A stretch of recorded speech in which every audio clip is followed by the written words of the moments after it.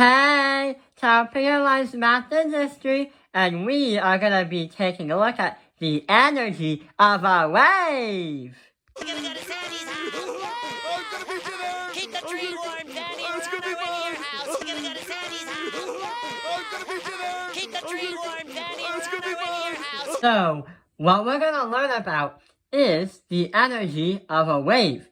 In the past videos, like this one for example, we've been learning all the different colors of the rainbow and their wavelengths and their frequencies. We also found out that the wavelengths and the frequencies have indirect relationships. You could have very big wavelengths, but low power and frequency, or very small wavelengths, but high power and frequency. But what about the energy? How much energy does a wave actually have? Well, if you ever understand one of the most famous formulas in physics and possibly mathematics, if you knew who Albert Einstein was, it is E equals mc squared. C represents the speed of light, and mass, the mass of the object, and then you'll get your energy. But did you know, even though Albert Einstein discovered this formula, he also liked to discover and he liked to play around with light and waves. And he also called something to compare the energy as well as the frequency. These things are going to be called photons. So let's write that right here. So, photons. That is going to explain that these kind of photons, they are particles, and they also are a quantum, like we said in the last video, light, or also other kinds of electromagnetic stuff. But the thing is, these kind of particles do not hold a mass. But we also gotta learn about something that's above this word, Planck's constant. So Planck's constant is basically just like Avogadro's number, or pi, or tau, which is an assigned number, but it's always gonna be the same thing.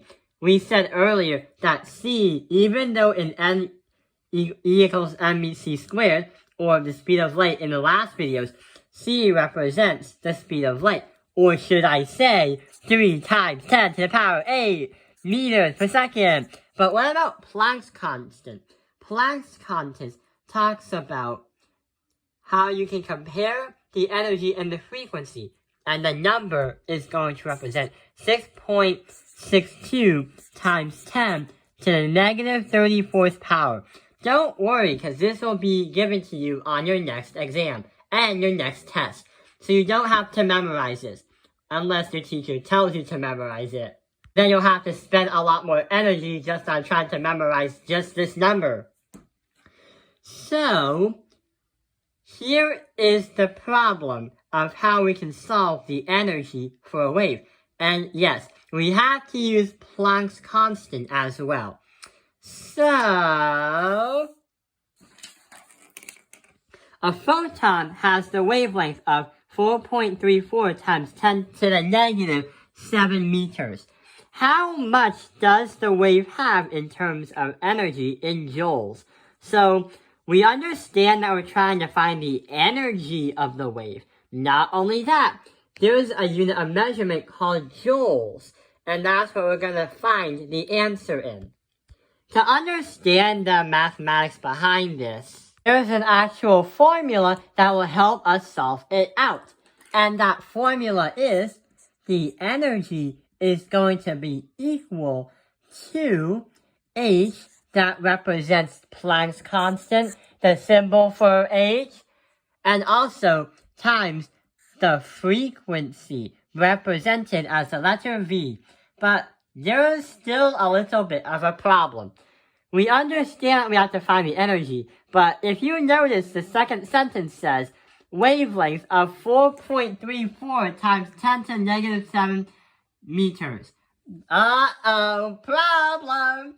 it's asking us for the frequency to be put in the equation.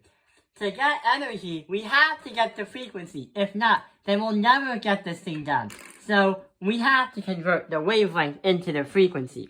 Going back to the last video where we did the speed of light, here's what we have to do.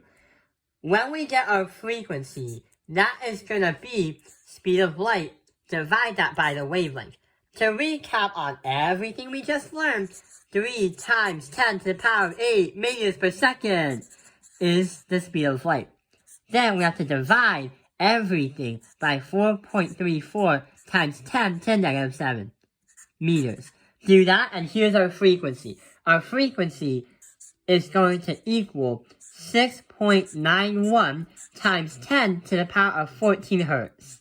So I had to use a lot more energy just trying to just get the frequency and also fast forward the video to get to the frequency. So yeah, we used a lot more energy in that. So now we have the frequency. Here's the final part of what we have to do. If it's E equals h times v, where h is Planck's constant, and also v is the frequency, then it comes out to be that simple. So what we're going to say is E is going to equal 6.62 times 10 to the negative 34th power. Then we have to multiply everything by 6.91 times 10 to the 14th power. When we do that, we will get an answer of, in joules, this may vary, but it's going to be close to 4.57 times 10 to the power of negative 20. Here's what it would look like on a calculator. Capital E to the negative 20 joules. So that is how much power the energy the wave has. I hope this video has helped you understand the energy of a wave. Thank you for watching Top Opinion Math Industry. Like and subscribe.